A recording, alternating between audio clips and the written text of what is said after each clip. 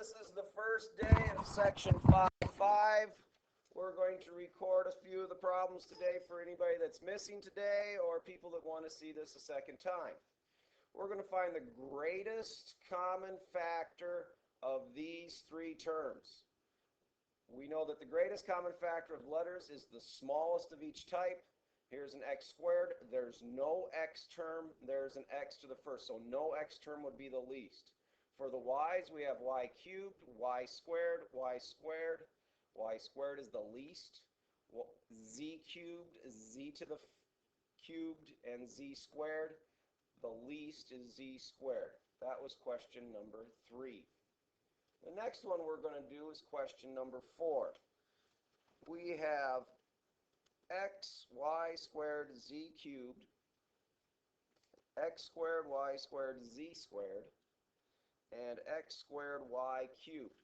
Again, since they're all letters, we're going to find the least of each type. So for x, we have x to the first. Remember, if there's nothing there, it's the first power. So there's x to the first, x squared, the least of those is x to the first. Y squared, y squared, y cubed. Y squared is the least. Z cubed, z squared, no z at all. So z not being there is the least. For question number 6, our terms are 4xy squared, 16xy cubed, and 8x squared y squared. For this one, we're looking for the greatest number that will divide into the numbers. So 4 will divide into 4, 4 will divide into 16, 4 will divide into 8. So 4 is the greatest common factor. For the x's, we have an x, and an x squared. The least of those is x. That's common. Y squared, y cubed, y squared is y squared. For question number 8, the terms we are given are 12y squared z to the 4th, 9xy cubed z to the 4th, and 15x squared y squared z cubed. Again, we have numbers, so the biggest number that will divide into 12, 9, and 15, I believe, is 3.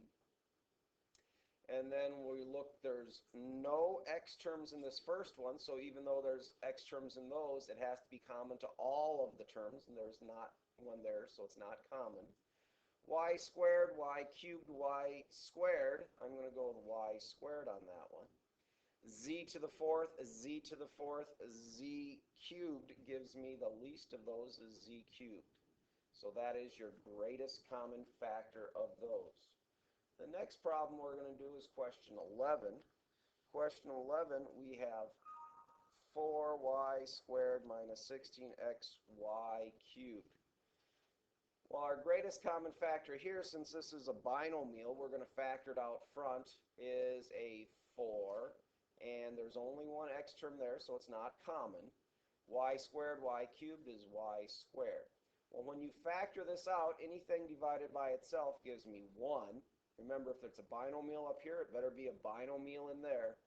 Minus 16 divided by 4 is 4. The x is left over, and if there's 3 minus the 2 leaves me with one of those. Our last question that we're going to do this morning is question 16 from section 5.5.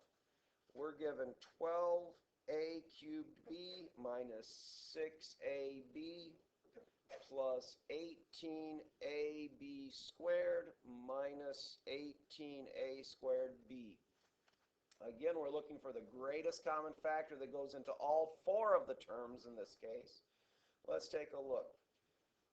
6 goes into all 4 of those.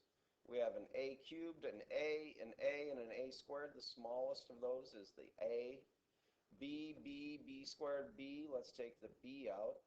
Now that I have 6ab out front, I'm going to divide each of the terms by that. 12a cubed b divided by 6ab gives me 2a squared.